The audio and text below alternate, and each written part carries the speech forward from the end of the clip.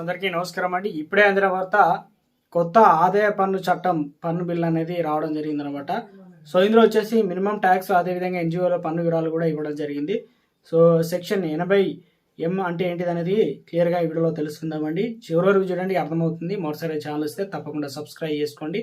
చూస్తున్నారు కానీ లైక్ చేయడం మర్చిపోతున్నారని వెంటనే లైక్ చేయండి. వీడియోలోకి వచ్చినట్లయితే, కొత్త ఆదాయ పన్ను బిల్లులు 2025 సంబంధించి లోక్సభలో ఆమోదం తెలిపింది. సో ఇక 1961 ఆదాయ పన్ను చట్టం స్థానంలో ఈ కొత్త బిల్లు అనేది తీసుకురావడం అయితే జరిగిందనమాట. సో పాత ఆదాయపు పన్ను చట్టంలో క్రితం సంవత్సరం అసెస్మెంట్ ఇయర్ అనే పదాలు వాడుకలు అయితే ఉన్నాయి. కొత్త బిల్లులో వచ్చేసి వీటి స్థానంలో పన్ను సంవత్సరం అనేటువంటి కొత్త పదాన్ని వినియోగంలోకి తీసుకురావడం జరిగింది. ఇక 2025 ఆదాయ పన్ను బిల్లులో భాగంగా కొత్త పన్నులు ఏవి విధించలేదు, కానీ ప్రస్తుతం ఉన్నటువంటి పన్ను స్లాబులు రేట్లు అయితే మార్చదు.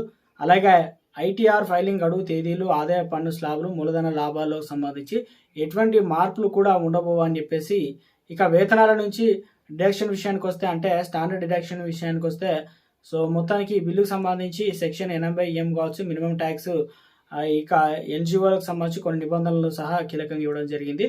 సో కొత్త ట్యాక్స్ రాయితీలు సెక్షన్ 80 ప్రకారం చూసుకున్నట్లయితే, కొత్త రీజియంలో డిడక్షన్, కొత్త ఆదాయ పన్ను బిల్లులో ప్రకారం కొత్త సరళీకృత పన్ను రిజిమ్ను ఎంచుకున్న కంపెనీలు ఇప్పుడు సెక్షన్ 80M ఇతర కంపెనీల నుండి వచ్చేటువంటి డివిడెండ్ ఆదాయపై రాయితీని క్లెయిమ్ చేసుకోవచ్చు అని చేయవచ్చు. అదేవిధంగా కంపెనీలకు ఆర్థిక సౌలభ్యాన్ని కూడా అందిస్తుంది అనమాట. దీని ద్వారా ఆదాయ పన్ను భారాన్ని కూడా తగ్గించుకోవడానికి అవకాశాలు అయితే ఉంది. డివిడెండ్ ఆదాయం ఎక్కువగా ఉన్న వారికి అయితే ఇది ఉపయోగకరంగా ఉంటుంది. ఇక మినిమం ట్యాక్స్ సంబంధించి ఇందులో వచ్చేసి MAT అదేవిధంగా AMT నిబంధనలు అయితే రెండు వేరువేరుగా విభాగాల కింద స్పష్టంగా వివరించడం జరిగిందనమాట. సో ఇక ఇందులో వచ్చేసి కొన్ని నిర్దిష్ట రాయితీలను క్లెయిమ్ చేసే కార్పొరేట్ కానీ పన్ను చెల్లింపుదారులకు, ఉదాహరణకు LLP కావచ్చు, AMT కావచ్చు, చెల్లించేటువంటి కేవలం క్యాపిటల్ గెయిన్స్ ఆదాయం ఉన్నవారు మాత్రమే రాయితీలు చేయని వారు AMT నుండి మినహాయించబడతారు. ఈ స్పష్టత వల్ల పన్ను లెక్కల్లో సరళతర మారతాయని చెప్పేసి, ఇక ఎన్జిఓలకు సంబంధించి పన్ను నిబంధనలు ఏ రకంగా ఉందనంటే, సో ఎన్జిఓలు తమ క్యాపిటల్ సంబంధించి గెయిన్ కొత్త ఆస్తులు కొనుగోలు ఉపయోగిస్తే అది ఆదాయ పన్ను వినియోగం పరిగణించబడుతుంది. కాబట్టి ఎన్జిఓలకు పన్ను రాయితీ కొనసాగించడం సహాయపడుతుంది. సో ఎన్జిఓలు తమ ఆదాయంలో 80% ఏడాది ఖర్చు చేయలేకపోతే ఆలస్యంగా వచ్చిన ఆదాయాన్ని దాన్ని అందుకున్న సంవత్సరం నుంచి పరిగణించవచ్చు. కాబట్టి సో ఎన్జిఓలకు ఆర్థిక సౌలభ్యం అందిస్తుందన్నమాట.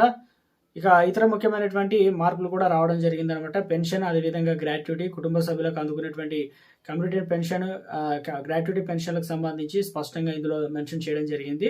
డిజిటల్ చెల్లింపుకు సంబంధించి వ్యాపారులతో పాటు వృత్తిపరమైన సేవలు అందించే ప్రొఫెషనల్కు సంబంధించి 50 కోట్లకు పైగా ఆదాయం ఉన్నప్పటికీ డిజిటల్ చెల్లింపు విధానాలను అనుసరించాలి. అదేవిధంగా రిఫండ్లు, ఆదాయ పన్ను రిటర్ను, ఐటీఆర్ను గడువు తప్పిన వారు కూడా రిఫండ్లు క్లెయిమ్ చేసుకోవచ్చు అనమాట. ఎందుకంటే దీనికి సంబంధించి పరిమితి తొలగించబడుతుంది. సో మొత్తం మీద అయితే నష్టాలపైన స్పష్టత ఇవ్వడం జరిగిందనమాట. నష్టాలు క్వారీ ఫార్వర్డ్ చేయడం, సెట్ ఆఫ్ చేయడం గురించి స్పష్టంగా రీడ్రాఫ్ట్, TDS కరెక్షన్ వ్యవధి కూడా ఇవ్వడం జరిగింది. ఇందులో వచ్చేసి TDS కరెక్షన్ స్టేట్మెంట్ దాఖలు చేయడానికి వ్యవధి అనేది 6 సంవత్సరాల నుంచి 2 సంవత్సరాలకు తగ్గించబడిందని చెప్పేసి